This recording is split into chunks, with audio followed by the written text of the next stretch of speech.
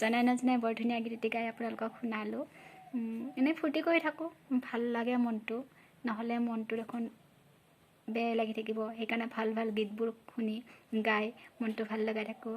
আৰু আপোনালোককো অনুৰোধ জনাইছোঁ, মনটো কেতিয়াও বেয়া কৰি নাৰাখিব। জীৱনত বহুত কিবা কিবি আহেই যায়েই, গতিকে তাৰ মাজতে মনটো সদায় পজিটিভ আৰু ফূৰ্তি ফাৰ্তা কৰি ৰাখিব। ধন্যবাদ।